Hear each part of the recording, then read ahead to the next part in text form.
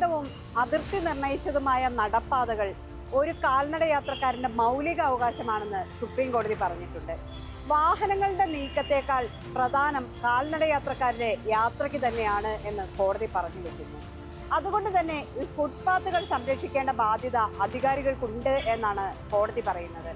ഭരണഘടനാപരമായ ഒരു അവകാശമാണ് ഈ ഫുട്പാത്തുകൾ എന്നും കോടതി പറയുന്നു.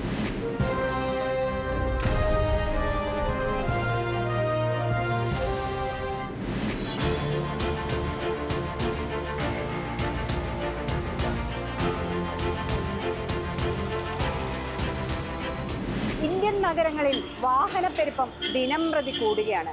ഇതോടെ കാൽനട യാത്രക്കാരുടെ ദുരിതവും കൂടുകയാണ്. ഈ ഒരു സാഹചര്യത്തിലാണ് സുപ്രീം കോടതിയുടെ വിധി പ്രസക്തമാകുന്നത്.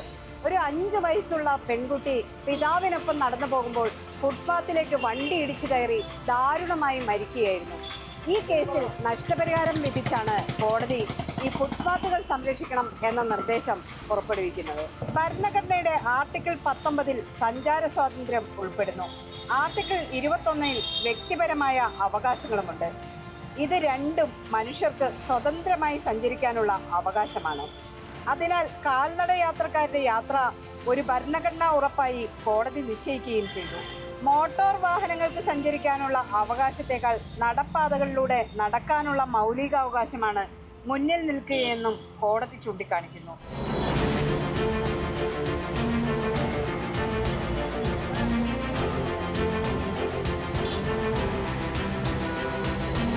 നടക്കാനുള്ള സ്വാതന്ത്ര്യം നിയന്ത്രണങ്ങൾക്ക് വിധേയമാണ്. പക്ഷേ ഈ പൊതുവിടം എന്ന് പറയുന്നത് ആരുടെയും കുത്തകയല്ല. നീൽ ഫ്രാൻസിസ്, നമ്മളെ ഈ ക്യാമറ വെച്ച് ഇവിടെ ഷൂട്ട് ചെയ്യുന്നതും നിയമവിരുദ്ധമാണ്. അതുകൊണ്ട് കേരള ഹൈക്കോടതി ഇടപെട്ട ഒരു വിഷയത്തിലേക്ക് നമുക്കൊന്ന് പോയി നോക്കാം.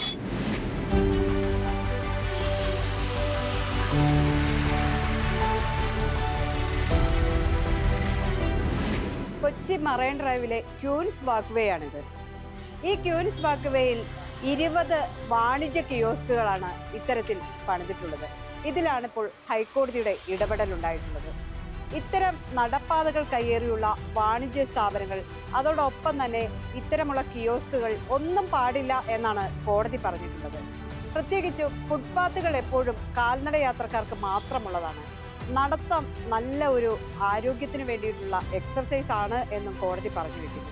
അതുകൊണ്ട് തന്നെ ഏറ്റവും മികച്ച യാത്ര എന്ന് പറയുന്നത് നടത്തം തന്നെ എന്നാണ് ജസ്റ്റിസ് ബെച്ചു കുര്യൻ തോമസ് പറയുന്നത്.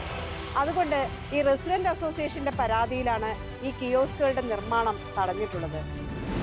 ഈ ഫുട്പാത്ത് കയ്യേറിയുള്ള ഇത്തരത്തിലുള്ള വാണിജ്യ സ്ഥാപനങ്ങൾക്ക് നിയന്ത്രണം ഏർപ്പെടുത്തണം എന്നാവശ്യപ്പെട്ട് ഫ്ലാറ്റ് ഓണേഴ്സ് അസോസിയേഷനാണ് കോടതിയെ സമീപിക്കുന്നത്.